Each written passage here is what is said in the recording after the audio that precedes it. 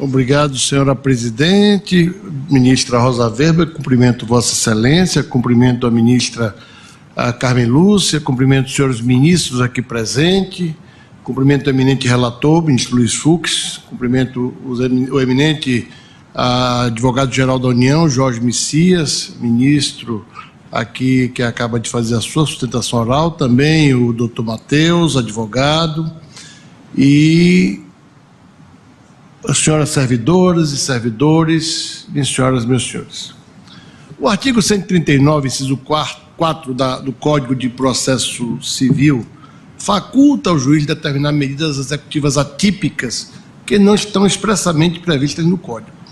Nos termos do preceito do processo legal, o juiz pode, entre aspas, determinar todas as medidas indutivas, coercitivas, mandamentais ou subrogatórias necessárias para assegurar o cumprimento da ordem judicial, inclusive nas ações que tenham por objeto prestação pecuniária, fecho aspas.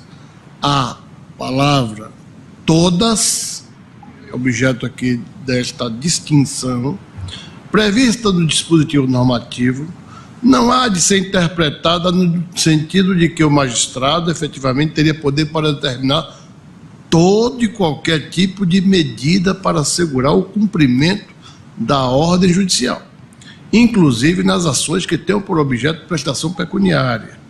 É preciso uma filtragem data vênia constitucional, sob a ótica da proteção dos direitos fundamentais e do julgamento de proporcionalidade, de razoabilidade e de adequação, de modo a avaliar quais medidas seriam realmente harmônicas com o sistema constitucional.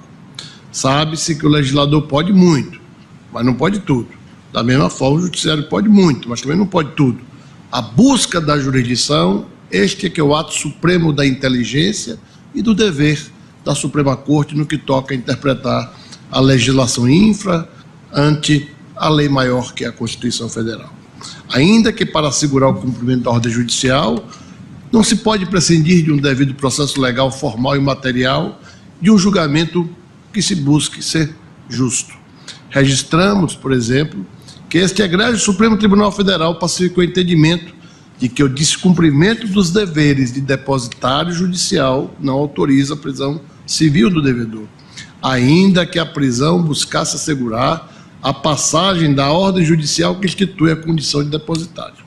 A atividade de dirigir relaciona-se com direitos fundamentais de ir e vir e ficar, de circular pelo território nacional, que encontra amparo em cláusula pétrea, não só do artigo 5º, mas das limitações constitucionais do poder de tributar, que é uma cláusula pétrea implícita, seja como no exercício da atividade profissional, seja no caso de motoristas profissionais, seja em outras situações, como o do cidadão que conduz um veículo para levar um filho à escola ou ao médico.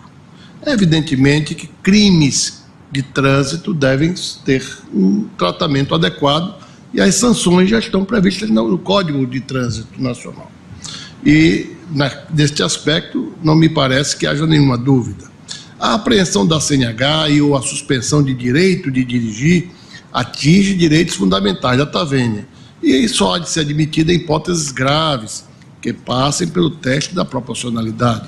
A medida está prevista no ordenamento jurídico como consequência das infrações de trânsito, que operam risco à segurança de toda a coletividade, inclusive podendo estar em morte. Não é data vênia proporcional a adoção dessa medida como meio de forçar o cumprimento de obrigações meramente patrimoniais. Há meios de assegurar o adimplemento da obrigação que são menos lesivos ao direito fundamental, como a execução patrimonial, pela obrigação de dar. A apreensão de passaporte, outrossim, implica outra restrição ao direito previsto no artigo 5º, inciso 15 da Constituição, segundo o qual qualquer pessoa pode, nos termos da lei, entrar, permanecer ou sair livremente do território nacional com seus bens. Trata-se de medida extrema, a restrição aventada da apreensão do passaporte, que, evidentemente, pode ser cabível em termos de cautelaridade ou mesmo para efeito de assegurar a instrução processual quando há risco do réu se evadir, seja da instrução processual, seja do cumprimento da pena. Contudo, é importante registrar que a medida prevista no ordenamento jurídico, no âmbito da persecução penal, conforme o artigo 320 do Código de Processo Penal, não pode ser adotada a não ser com a devida proporcionalidade e razoabilidade pesada e sopesada pelos eminentes julgadores. A adoção da medida para assegurar o cumprimento das obrigações civis, nessa hipótese, data vênia, também não é proporcional. As obrigações civis podem e devem ser asseguradas pelo patrimônio do devedor.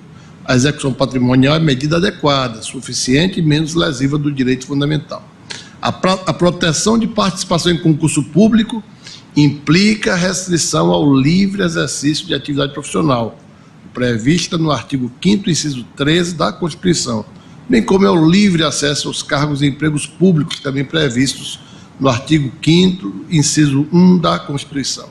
Impôs estas restrições, conforme consta, e aqui foi amplamente debatida na tribuna, ao indivíduo para obrigá-lo a cumprir suas obrigações patrimoniais, data vênia, também se afigura irrazoável, pois impede a pessoa, inclusive, do exercício da atividade remunerada, que poderia assegurar o pagamento da obrigação, e mais que isso, assegurar a dignidade da sua existência.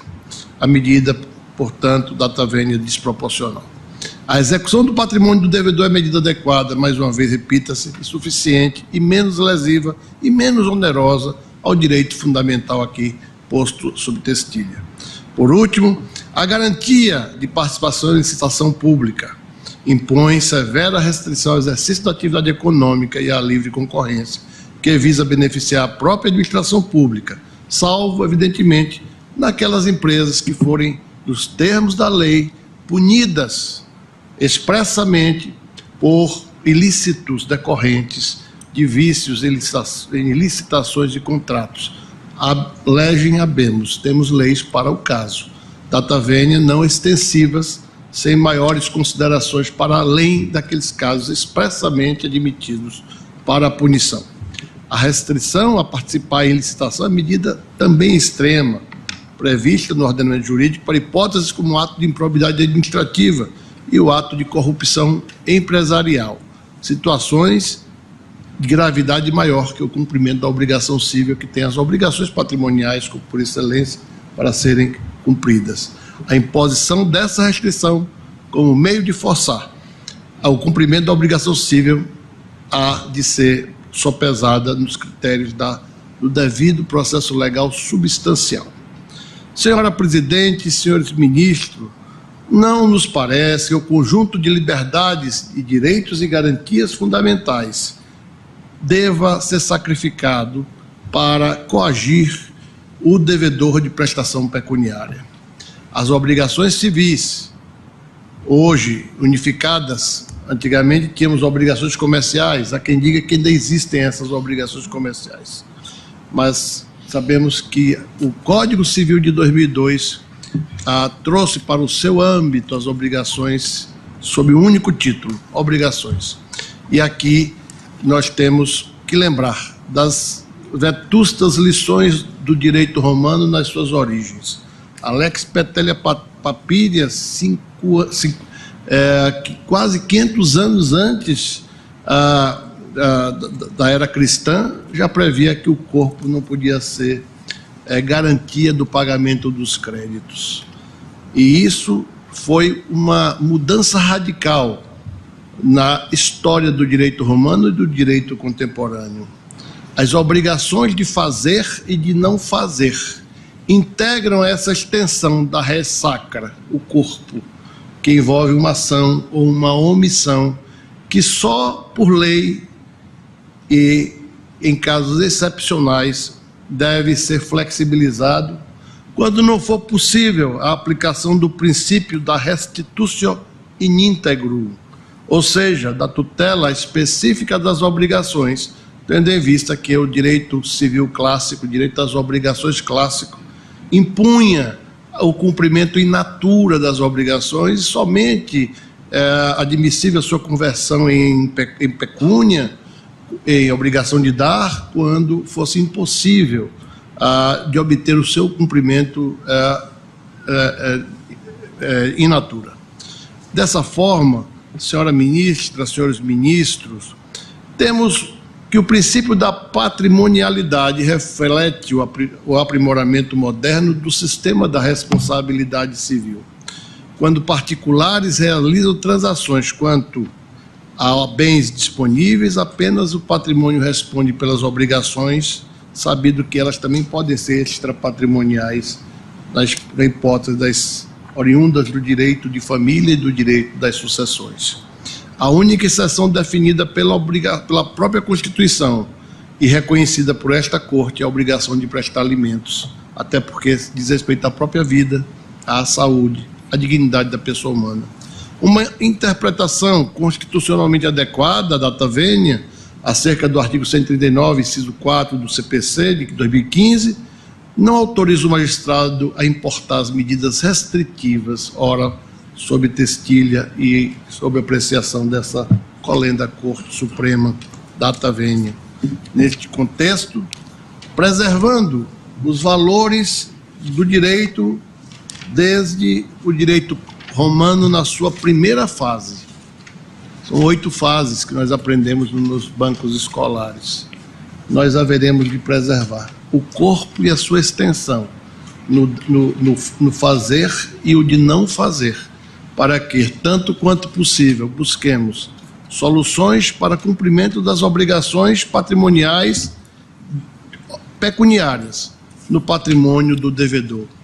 E, excepcionalmente, quando a lei expressamente compila o devedor ao cumprimento de obrigação de fazer ou de não fazer, um dare, um facere ou não facere, tenhamos então a oportunidade de buscar a realização da justiça justa.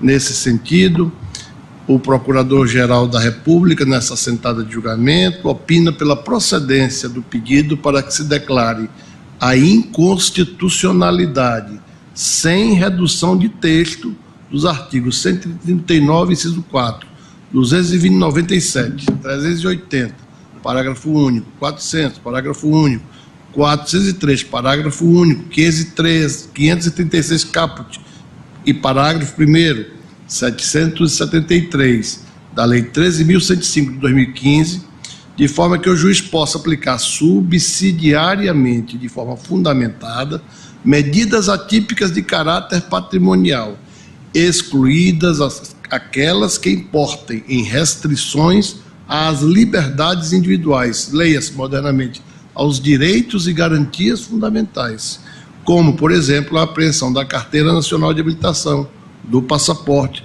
suspensão do direito de dirigir, garantia de participação em certas licitações públicas, exceto quando essas medidas de fazer ou deixar de fazer estejam expressamente previstas como sanções, preservado o princípio clássico do nullum crime, nulla pena sine previa lege. Muito obrigado, senhora presidente, senhores ministros, obrigado pela atenção.